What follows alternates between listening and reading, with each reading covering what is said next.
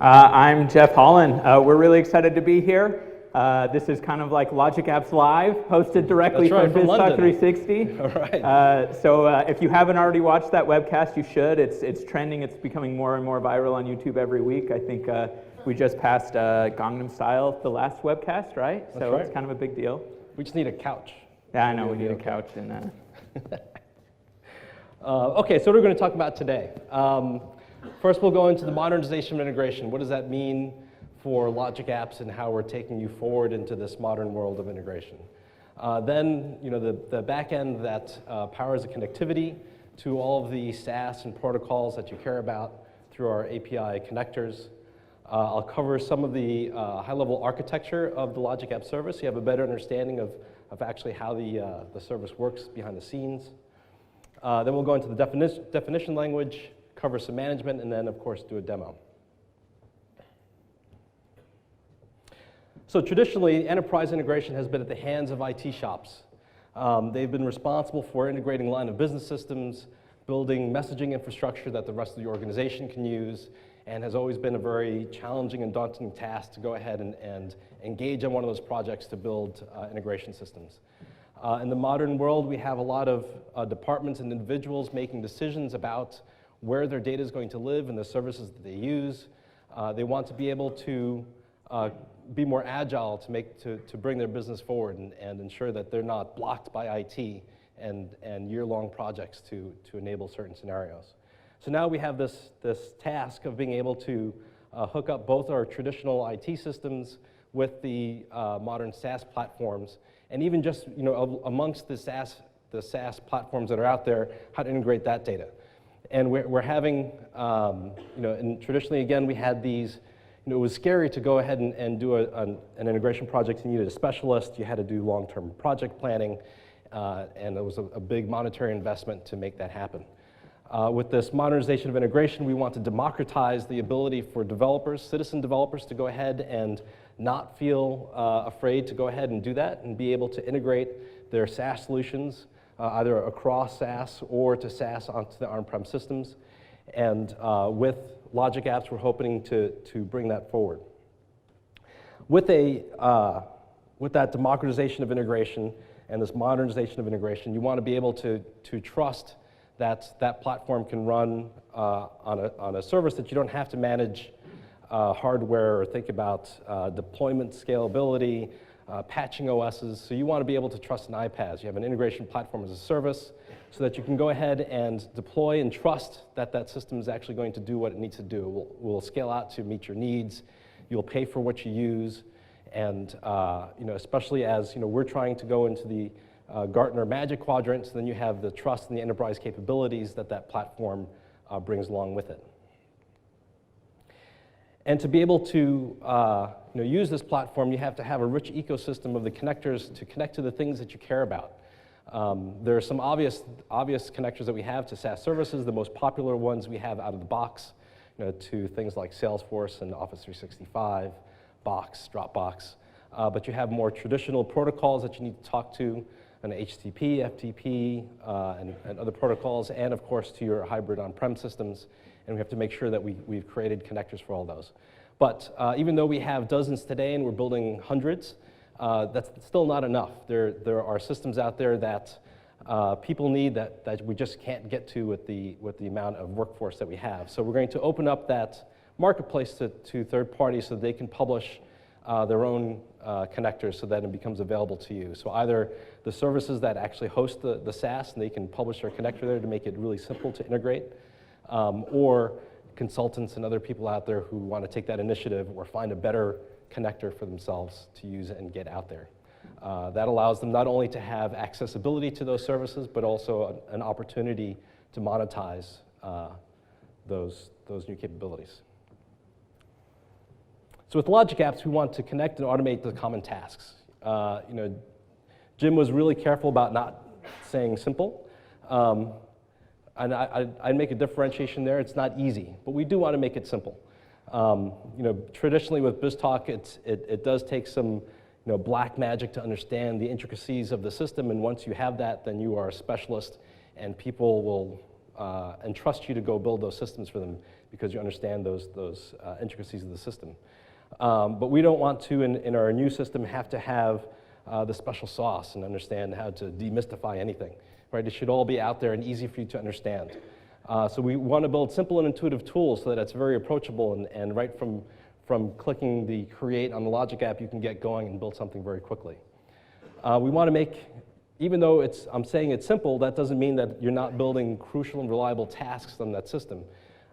Simplicity does not mean not reliable or not trusted. Today, everybody's connecting to these applications via web and mobile apps, and we want to make sure that those web and mobile apps have a very easy path to connect to those systems, as well as where you host some of your web services that have functionality and connectivity to other systems and processes. You want to be able to connect your existing systems and SaaS. So we saw some demos earlier today where you can take your line of business system that's connected either directly or through BizTalk and then connect up to any of the dozens to hundreds of SaaS services that are out there and take advantage of the cloud flexibility and connectivity that we provided for you. And finally, we have BizTalk APIs for expert integration scenarios. We understand that after over 16 years of building BizTalk, that there's a lot of IP in that capability for how to do messaging patterns, how to make sure that we can do rich scenarios like verticals for B2B EDI, how to handle XML. Those things are important. There are a lot of systems out there that aren't going away soon that still need to do that type of integration work. And we're bringing those capabilities and functionality into Logic Apps. So first I want to talk about the API connectors, right? This is the part that enables a lot of the scenarios from the engine. So we have a set of managed connectors. If you guys, how many of you used the first release of Logic Apps? Many of you, right? And so, I'm sorry. For you guys, you know what I mean. We're very quickly able to get you connected to these systems, but we put the task on you to go ahead and deploy these connectors and manage those connectors and figure out how to size them. And so we didn't really accomplish that task of really being a good platform as a service because we pushed the responsibility to you. And so now we've taken that back. We realized that that wasn't the right way to go, and so now we have managed connectors. So we go ahead and host those connectors on our platform, so you don't have to worry about those things anymore. You just connect to it. So we have cloud APIs and platform functionality built into the service itself. We have dozens of these built-in connectors, and as I said, we'll have hundreds more coming just from our teams that are building those. They're hosted and managed within the platform. So what that means is that as you connect to those connectors, you don't have to worry about is it going to meet my scalability needs or performance needs. We will make sure that that happens. You don't have to worry about if there's an issue with it. We're servicing those things. We have 24/7 servicing on that, and people wake up in the middle of the night to make sure that it's running for you. As I said, it scales to meet your needs. It is a first-class designer experience, and for all the connectors that we have, we abstract those APIs so you don't have to understand the intricacies of those APIs, and we give you a nice designer experience so you can intuitively go ahead and code against them. And that allows you to do rapid development. So things that took you months to go build and recs you had to do with your departments, you can now very quickly go ahead and pick up those connectors and start connecting with them. We met with many customers this week, and even for what seems like a very simple Logic app that had 3 or 4 steps in it, the amount of power that they gave them to actually connect to these various systems without having to understand all those intricacies and the engine behind it was really empowering for them. So now that we have these connectors, how do you actually go ahead and configure and connect to them? So we have, instead of you having to manage the connector and being deployed into some web app, then you have to manage Zumo tokens and very strange things. We've taken that all away from you. So now all you have to do is create an API connection, and that connection is merely some config. Depending on the type of connector that you have, it's either an OAuth token that we'll manage for you, or it's a connection string to a particular database, or other configuration aspects of a protocol or system that you need to connect to. So you can authenticate or configure once and then reuse that connection. You don't have to cross different Logic apps. You can reuse that connection. You don't have to go ahead and re-authenticate or reconfigure those nodes.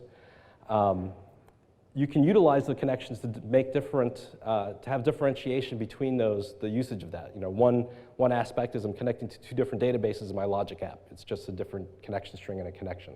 I want to be able to tweak configuration parameters about timeouts, et cetera. You can use different connections for that you manage.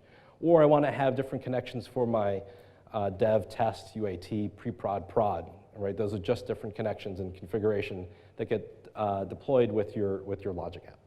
Yeah, it really, this was a big shift between V1 and V2, and we'll dig into this more later as we go throughout the sessions, but just how your Logic app now just it only has to reference kind of that config for how to connect to an API. Right. You don't have to worry about deploying that entire API. It really adds so much flexibility and power to both your development time and design time, but also the deployment story, which we'll go into. Jeff is going to show you a very cool demo later about how easy that's going to be to push to different environments. I heard headlined it's going to be the best demo of the whole course. conference, right? Yeah. Suck on that IoT. No, I'm just kidding. The IoT stuff's very cool that's coming. So what are the out-of-box connectors we have? This story changes almost every week. We are constantly deploying new connectors out into our backend. So the ones that we have there today, I have a long list of the SaaS connectors from Azure Blob to Service Bus to Box to Bing to SQL Azure, Trello, Twilio. If you guys have been using Logic apps, you'll notice that there are some ones on this list you might not recognize because they're brand new. I think, let's see, Trello, Wunderlist, a couple of other ones. GitHub, they all just got lit up in the last couple of days or last week. And of course, we have the protocols, the protocols for HTTP. We do webhooks, FTP, SFTP. Connecting to, we have delay and workflow, and you see another new one on that list for RSS that we natively now support. So in our short list of upcoming connectors, and I say short list because, as I said, we'll have hundreds of these connectors coming up, but I wanted to give you a preview of the things that are in the short-term backlog. The SaaS ones, we have Instagram, Outlook.com, User Voice, Zendesk, Google Mail, Lithium. So one of the things that Jim had talked about earlier is that we have Microsoft Flow that was introduced a couple weeks ago. And Microsoft Flow runs on Logic apps. And so there's a lot of motivation to get more and more of those connectors. They use the same connectors that we do because it's our engine, right, that they're using to go ahead and light up those scenarios. So there's a lot of motivation to build a lot of these connectors to go ahead and make it available to Flow. So you'll see there's a lot of momentum behind that, and you'll see those type of connectors lit up. Later on in another session, we'll talk about the hybrid connectivity in the managed set of connectors. We had some of the hybrid connectors in that V1 world, where again, you were responsible for creating separate hybrid connectivity connections and uploading things to IIS on your prem, so we took all that stuff away. So we're going to have a nice hybrid integration story for Logic apps, and we'll talk about that in another session. And then finally, BizTalk messaging and B2B. We have a number of capabilities that's already in the product, and we'll give you highlights to some of the things that lit up, and you saw some of it in the demo that John did. But we'll have XML validate. As I talked about, we're first classing XML in the product because XML is a critical message handling for integration systems. B2B with X12, Edifact, AS2, and then party resolution, so we can do the full B2B EDI stack. And again, in another session, we'll actually go into more details on these parts of the components. Supporting BizTalk Maps? Yes, BizTalk Map. Again, that'll be another session. So the session right after lunch, we'll actually go into the fun details about the things that we're supporting from BizTalk and Logic apps. I just don't want to spill the sauce here in this talk. But I know how, with this crowd, how important and exciting that is. So I'll just leave you, stewing on that through lunch.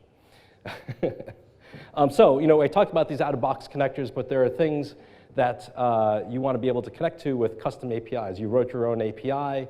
We have a great app service platform that allows you to create web apps, API apps, mobile apps, and we want to enable connecting to that code that you wrote and host it in that app service plan. So we have, for those, we've utilized the power of the app services to go host those.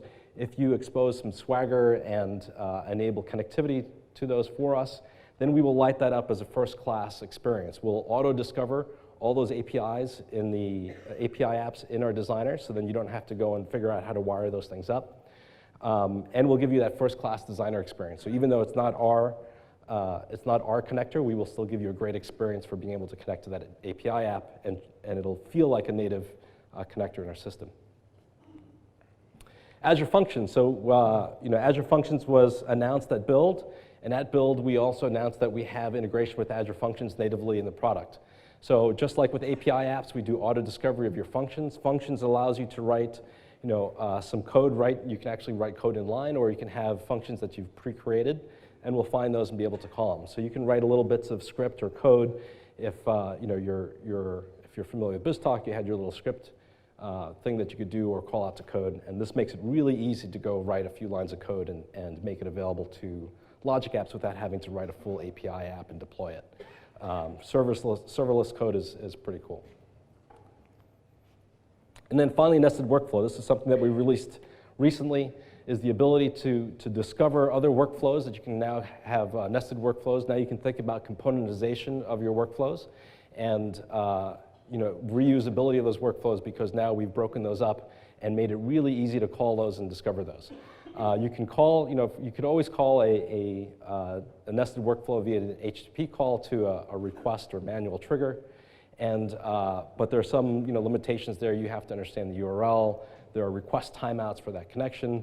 But with nested workflow, using the workflow action, we respect RBAC rules for those resources, because a workflow is a resource, as well as allowing it to have a long-running request, and you won't time out. You don't have to worry about those things. It'll just complete, and we'll react appropriately when it completes. So, for those things that are not, more first-classy items that you can connect to in the product, we still want to be able to connect to services out there that we don't first-class yet. So the first way to do that is HTTP plus Swagger. So if you have a API in the wild, a REST endpoint out in the wild, and you want to be able to call it from your Logic app, if you have Swagger for that API endpoint, we'll treat it as if it's a first-class action or connector in our service. You'll get that rich experience. So you can do an HTTP plus Swagger, and then we'll discover that and handle it in that way. The other, the other nice thing about this HTTP plus Swagger is even if it's not your API, any API that either exposes Swagger that you can write Swagger for, you can use. So if you're not familiar with Swagger and the Swagger metadata, if you go to like swagger.io, they actually have a Swagger editor. And just last week, I wanted to use an API from Google, and I didn't want to have to write a custom API. I didn't want to have to write a function.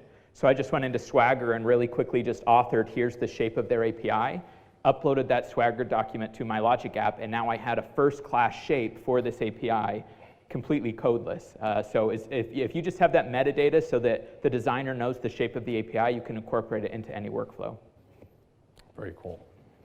And then, of course, even if you don't have the Swagger, if it's an HTTP reachable endpoint, we have our HTTP action. You can go ahead and talk native HTTP RESTful to that endpoint, and we support that.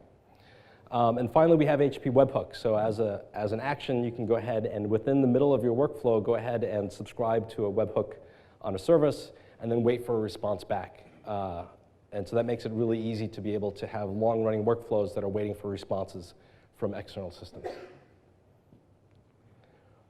So the next thing you want to do is trigger a workflow, right? So we talked about all the actions and connections that you can do, but of course, it's not very interesting if you don't have a new instance of a workflow.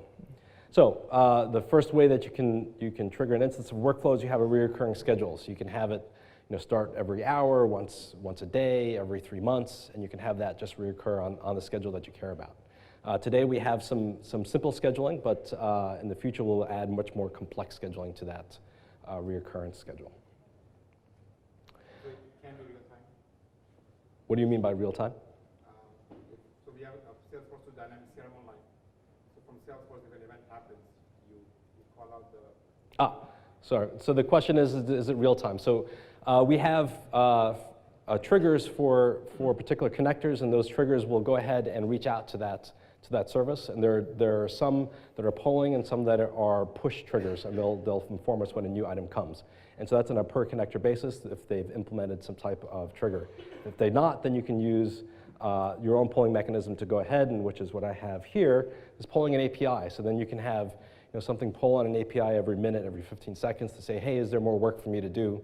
Or is there a new event that I'm interested in. You can have filters, and as a matter of fact, in the trigger implementation we have, you can even have state across the trigger calls, so that you can only pick up the things that you care about. HP post request. So we have what's called a manual or request trigger. So then what that does is it creates an endpoint for you to call into your logic app. So then it acts just like a REST endpoint. You do a post against it, and a new instance of that logic app will get run. And with that request, we also have now enabled you to define a schema for that request. Mm-hmm. And once you define a schema, then you can treat that incoming message as a first-class message you can then tokenize and utilize in the rest of your logic app.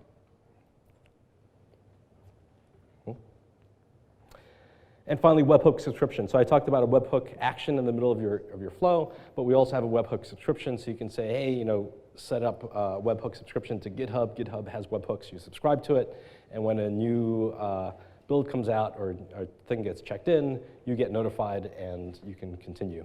And of course, we also have manual. You can in the portal, you can manually start an instance of a logic app to see how it works.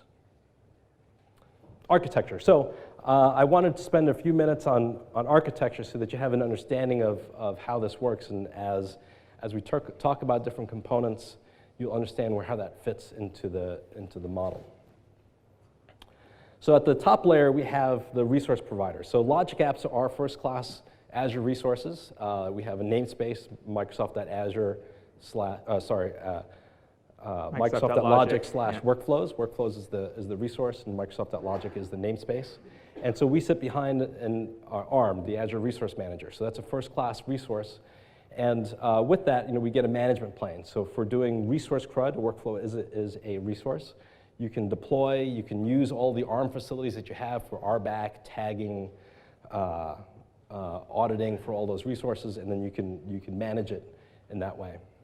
Through that same interface, you can get your tracking info. So for a particular run, you get run instance information through that management interface, as well as definition validation. So when you push a new logic app, that front end will actually do the validation to see if it's a valid workflow. So we just want to be conscious of time. So we have on the data plane.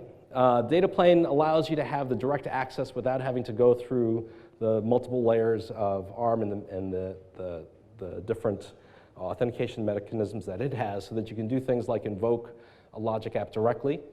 So like I talked about the request endpoint, that's actually direct access endpoint through our data plane, so that you can quickly invoke a new instance of a logic app.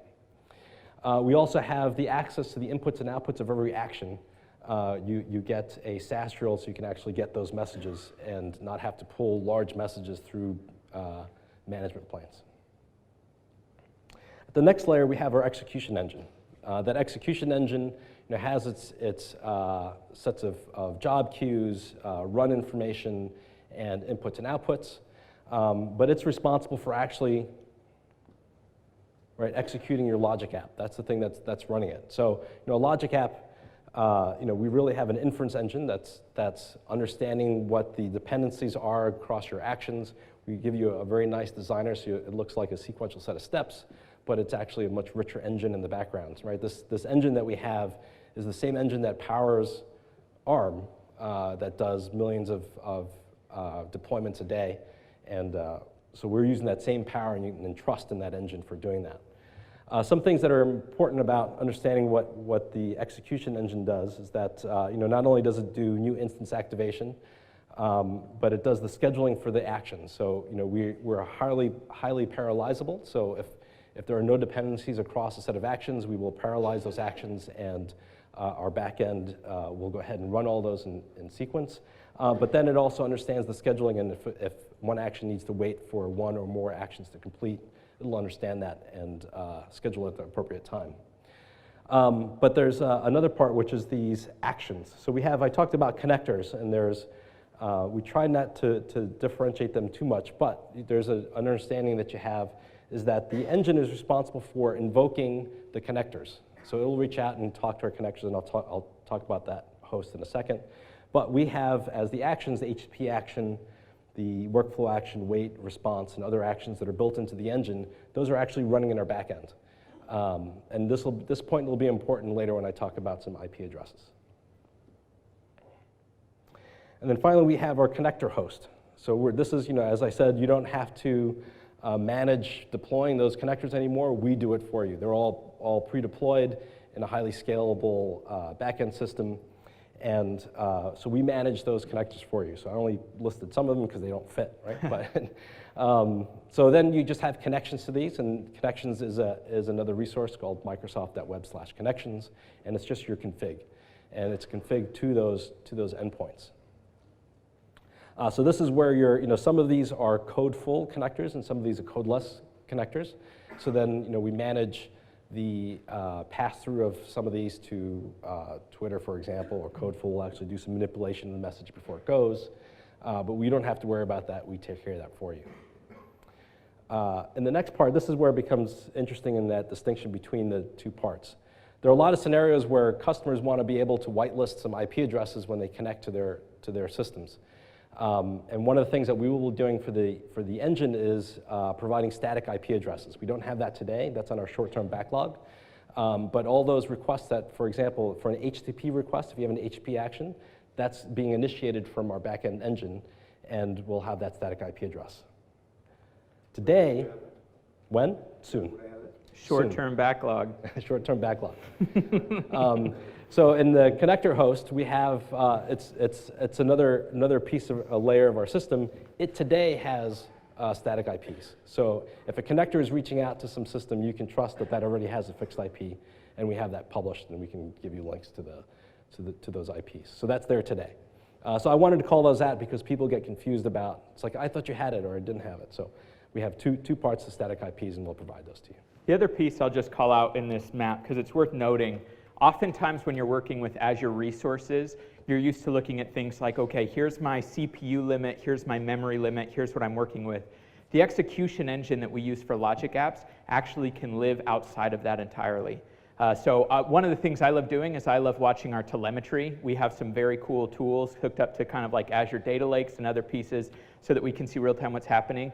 And every now and then we'll get a customer or two, and more often than not, and we'll start to see these huge spikes in their usage. Now this execution engine, as Kevin mentioned, is that same engine that powers Azure resource deployments across all of Azure. So it scales up and it continues to kick off those actions and start those new workers as fast as it needs to do. And so it's able to handle all of those requests incoming. Today with the billing, there are throttles that we have in preview. But I just wanted to call this out that if you're wondering, hey, can Logic Apps even handle the workloads that I'm passing? Because of this architecture and because of the execution engine and the way that it spins up those actions to distribute the work and parallelize it and do all those other awesome things, it scales up extremely well and extremely rapidly, so you don't ever have to worry about it. You just say, here's the work I need done, and we will make sure it gets done for you. That's right. So we have, in this layered architecture, we actually have so it scales out in a fashion that can handle the amount of web requests that are coming in. At that middle layer, that's the execution engine. We have a different scalability means by which we pull out stamps and we size that to the need of the incoming systems, and they scale up, and then we scale them out as needed. And then finally, you have your connector host, which then has a different scalability factor for as more of those connectors get used, those systems will automatically scale out as well. So you don't have to worry about our ability to scale to your needs. That's our job, and we'll make sure that happens. So one of the other things that we have is each of these the services are provided everywhere that is publicly available in Azure. We're almost there today, but very soon we'll be in every data center that's out in Azure today. After we get to the public Azure ones, then we'll work on the sovereign data centers, which means US Gov, Germany, and China. That'll be coming out soon. So that means you can upload your Logic Apps to the locality that you care about, that's close to the services or the people that are using them where they're at. It also means that you can more reliably push your Logic Apps to different regions. If you don't have faith in Japan, you want to push it to Hong Kong, you're perfectly acceptable to do that as well. And all the architecture happens inside of that region as well. So one of the questions we get is, hey, if I'm using this data center, am I getting data pushed across to different zones or regions or whatever? That doesn't happen. We keep it all isolated inside of that region. That's right. So your data stays in that geo region. It doesn't get pushed out. Right. So Logic Apps Designer. It's beautiful now. That's Or right. much more beautiful, at least. Yeah, some applause there. That's worth it, honestly. So we've heard your feedback, and not only have we heard your feedback of making that designer better, and Jim stole my thunder, but we're having Logic Apps in Visual Studio. Finally! Yes.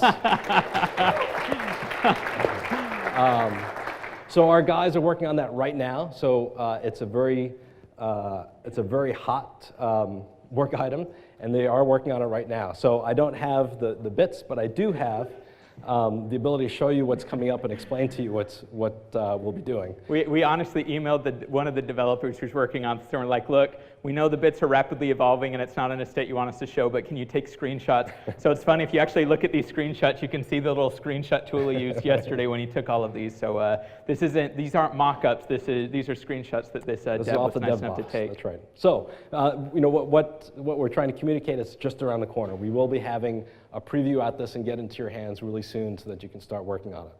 One of the things that is important to us is being able to enable those scenarios in Visual Studio. So not only can you stay in the tool that you're used to for doing development, but also it allows you to do CI/CD so that you can integrate with TFS and get the power that you have with Visual Studio and the ability to go ahead and store those Logic Apps someplace in a reliable fashion that multiple people can work on. But Can also support versioning? sorry? Does it mean it also supports versioning? Versioning is coming up soon. So one of the things that we want to do is make sure that because it's an Azure resource, it's we're going to work it with the ARM deployment template. So we'll have a first-class experience of Logic Apps being embedded into a ARM deployment template. So here in Visual Studio, you already have this ability today to go ahead and create a cloud project for an Azure resource group. You go ahead and select the Logic app, and what happens is it will go ahead and create a project for you, and then you get a ARM template with a Logic app resource already built into it. If you go ahead and double-click on that, we will recognize that it's a Logic app that's in that template and bring up the designer for you. And we'll have a default Logic app there just so that you can get started. But we will recognize that it's a Logic app, and now you have the designer in Visual Studio, and it's the same designer that you have in the portal. It's not any different. So you can go ahead and then change that and work in the Visual Studio just as if you were working in the portal today, and you have all the same capabilities of connections and discovery of connectors that's out there. And of course, along with that, you have the code view, right? So you're in Visual Studio, now code view is much richer, and you can get all of the JSON schema validation, and the next clipstop we'll work on is doing IntelliSense for functions and giving you that power to work in that JSON inline. Now, if you wanted to go ahead and actually look at the resource template itself as opposed to just the Logic app definition, we still enable you to go ahead and bring up the template, the deployment template, so you can see all the ARM deployment configuration information that's around it and how that gets deployed. So you can go ahead and now check that into your source control and deploy it right from Visual Studio, so then you get that control from there as well. And that leads really nicely into a workflow definition. Perfect, awesome. We're really excited about Visual Studio integration. It wasn't too long ago that I walked into a conference room and the Visual Studio was open, like the IDE was open, and I saw the designer there and they were adding connections and doing these things. And I seriously just stopped and I was like, honestly, this is one of the best feelings I have right now is finally seeing this up and running. We're really excited to get this into a state that we can push to you and let you all start playing with it as well. And it is, as Kevin mentioned, coming soon. So I wanted to go into some of the workflow control methods that we have today and some improvements that are coming very shortly. So we have a number of different control flow elements that are possible to accomplish in a Logic app today. We have a response action, which means if I have a request trigger and you have a response action later in your workflow, that will now become a synchronous workflow that will wait to send that response back until it gets to that step and send the response back that you want. So this is a pattern that I've used that if I've got time in my next session, I'll show you. But I've actually built an app that needs to integrate with a number of different systems, including on-premise systems. So when I need to get that data, what I'm actually doing is I'm calling a logic app that has a response action. It goes and grabs the data or sets the data that it needs and sends that response back to my app with the data that it retrieved, and now I have that data in my application. So that's a very useful pattern that you can follow. We have looping today, for each loops and do until loops. These are associated with actions. So you could say if I had a list of email addresses, I could say for each email address, send them an email, right? Until as well, if I'm calling an endpoint that maybe I'm worried about reliability, well, we do have retry policies built in, or I'm making a call and I want to say, hey, continue to call this endpoint until I get back the response that status was successful, right? You can put that inside of an until loop. Split on is an attribute of a trigger. So if my trigger was receiving a batch of items, at the trigger level, I could define the split on. And so if I'm getting a batch of customers, at the trigger I could say split on customers, and that's going to debatch into a number of different parallel workflows so that now you can deal with each of those individual records. A number of our connectors today actually use this model. It's very useful. And then finally we have conditions, which again today are associated with an individual action to say like if foo is bar, then execute this action. And I could have a second action, which is if foo is not bar, then execute this one. Now, this is great today, and it enables a lot of patterns, but we've got feedback, and we understand as well as you start working with more complex workflows, it gets very difficult to pattern things together. For instance, if I have a for each, if we use this example, and I have a list of email addresses, but maybe instead of just needing to send an email to each customer, first I need to get the email address and do some data transformation. Then I want to get that email address and add it into a SQL database, and then I want to send the email, right? If you were using that in the Logic app today, it's possible, but it's difficult. You have to do for eaches with for eaches and ranges, and it's hard to do. So one of the features that is very close to being released into preview form is a new concept and a new way to nest actions within each other. So we're introducing this concept of scopes, which is a collection of actions. So at the very basic sense, you could have a scope, which is I have an action, which is a scope, and it contains steps A, B, C, and D. This can be useful for a number of reasons. Maybe I just want to categorize and collapse things with different pieces. I can actually, let's see if this is working. I have, I don't want to have to type in my password. Again, I've got this running in the dev box right now, but this is He's not going off script. This is not a final version. I just want to show it because it's so nice to see. Awesome. But this is an example on a dev box right now. So the UX elements aren't there. I know it's not the prettiest, but you see here that I have this concept of a scope. I could continue to add actions. I can also continue to nest scopes inside of it and collapse these and manage. So that concept that I just wanted to show you really quickly in that. So what that means is now with scopes is not only do you have these control flow things on top of it, but now you can do exception handling across the actions in your scope and have better error handling as well. Yeah, that's right. To what we had in this talk? This talk orchestration and scope? I won't equate those two because scopes has a very, may have certain behaviors in BizTalk that's different than Logic Apps. Correct, yep. And we can get into that potentially later. So with that as well, you could do a for each loop, and that for each loop is now a first class action, and you could have a number of actions inside of it. So now that scenario, if I have an email address and I need to do a number of different steps with each email address, becomes much easier. Same with until and conditions. I know one piece of feedback we get a lot is, I don't just have an if-else, I have an if, else if, else if, else if, then blah, blah, blah, and I have kind of this switch in routing, which again, while possible today, takes some rocket science almost to wrap your mind around. And now you can easily just nest those if statements and else statements all within each other. So that's coming very soon in the next few weeks that you'll be able to start utilizing some of that power. The other one I'll just highlight really quickly is in addition to the number of connectors that we have, I just want to check the time, we also have a lot of workflow definition functions that you can use inline. Another piece of enhancement that I was hoping was going to get deployed this week, but I got caught up on one test case, so we got to tweak it just a little bit more. But if all goes well, it will come in the next week or the next deployment, is the ability to author these workflow definition functions within the designer. So today, if you noticed, if you've used the new designer and you start typing a function, Sometimes it escapes the @ sign, so we're taking away that behavior so that if you need to convert data between XML and JSON, or you have a simple ternary operator where I need to do an if, I can do an @ sign and start to do those conversions. Some of the new ones we've introduced, like I'm highlighting here, is like an if, an XML, an XPath, converting between JSON and different other data types like binary, data URI string. And a new one that we're working on as well is this result, which is very useful, again, for this exception handling scenario. So if you imagine I have a scope of 5 actions, and outside of that scope I have an action that says, hey, I need you to fire if my scope failed. Well, it's one thing to know that my scope failed, but I also want context into understanding what was it that failed. What were the inputs, what were the outputs? Maybe I need to act on it, or I want to be able to log that or send notifications as needed. So we're going to surface this function called result, where I can say, I want to know what the result of this scope was, give me all of the failed actions, and I can iterate over that to understand what were the inputs and outputs and better handle errors within my workflow. Okay, management piece. This is an exciting one that we'll probably close with for now.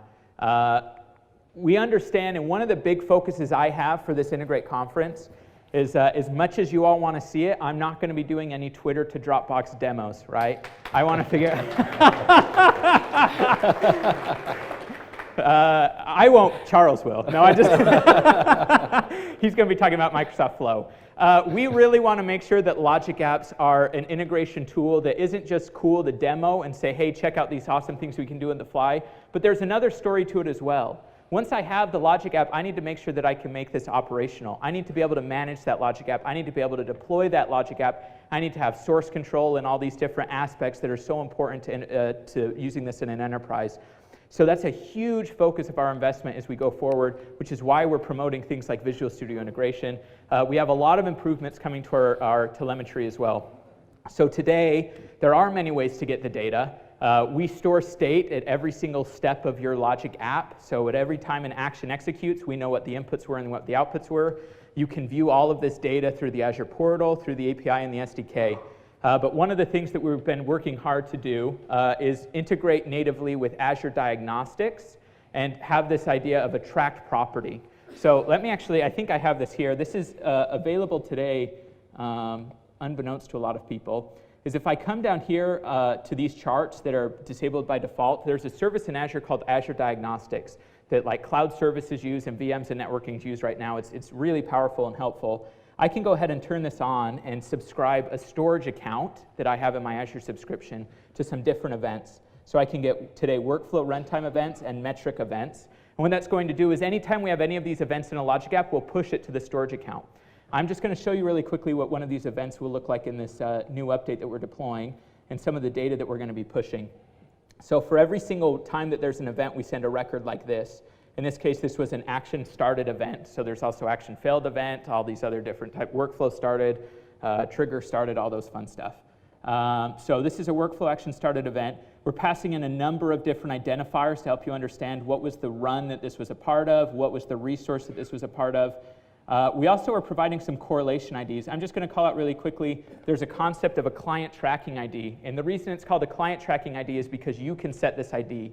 As I'm triggering a Logic app, I can say, here's the ID and the GUID that I want you to use in your telemetry, because maybe this was a workflow that started in BizTalk or somewhere else, and I have an ID there. I can pass that ID into Logic apps, and we will honor that ID and do it throughout your entire workflow and your solution through nested Logic apps, through other pieces that you call into, so that you can correlate those across an entire solution, not just a Logic app run.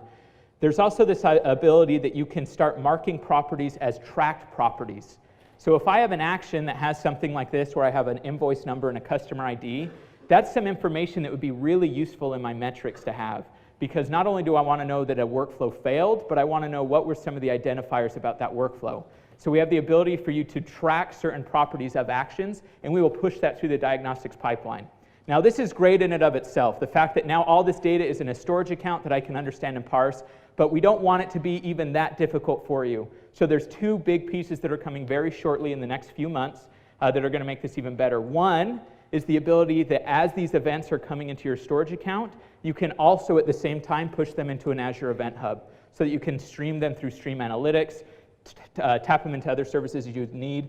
But the other one that I will show you now is through a tool called OMS. So I don't know if how many of you are familiar with the Operations Management Suite, but we're working with them right now. This is a really basic dashboard that I created on the flight over, where I have a Logic App connected into OMS, and they're building a custom dashboard pack for us that's going to be coming out in the coming months, where you could have all your Logic App information right inside Operations Management Suite, being updated as those events are being emitted, so I understand where are my runs, what has succeeded, what has failed, and those are those exact metrics that I was showing you in that form, but these are entirely indexed and stored by the Operations Management Suite. So I could come into this log file, and if I switch here, you see here's that exact data I was looking at, but now I have information to easily filter and say like, hey, I actually just want to know where the operation name is a certain field, and you'll notice as I'm writing this, it's auto-completing to understand here are the options that are available, and I can easily sort and filter. And with the ability to track properties, our hope is that when you have this Operations Management Suite and you get a customer who says, hey, I never got the data that I needed, you could quickly open this up and in a single query understand exactly what happened in that workflow, what steps were successful, what steps failed, and so on. You'll also notice up here, the what one? Across workflows. Across workflows, that's right. This is all my data across any workflow that I have. You also notice I'm just going to call these out. OMS has some great integration to export to Excel, export to Power BI, and set up alerts. So this is just a little bit of the stuff we're working on to make that story better for management, because we don't want these to just be cool demos that we show, but we want you to be able to use these integrations in your enterprise and be able to track and understand that data. So with that, actually, I think that's kind of the big one. I'll do part of the demo in the next one, but I'm just going to put up this slide here. So I mentioned diagnostics, OMS, centralize your telemetry with OMS in the Event Hub piece. I'll do my Logic App demo in the next session that starts right now. But for this one, again, here's the plug to reach out to us. Feedback is huge, and I hope you really do know that we don't just say we want to hear from people, but we actually do love engaging with customers. If you're on the forums or if you're making comments, you'll notice a lot of the same people who are giving these presentations, those are the names that you'll see pop up in replying to these email addresses. Like we very much want to be in touch with you. We want to understand, hey, that's great that we're doing this. It would be even better if we did that, or validation into what we're doing, or other features that you want. That's so important to us as we manage our backlog and prioritize coming up to make sure we're working on the right things. Yeah, please connect with us. We're there for you to make our product better and to give you a better experience. Okay, All right. perfect. Thanks, guys.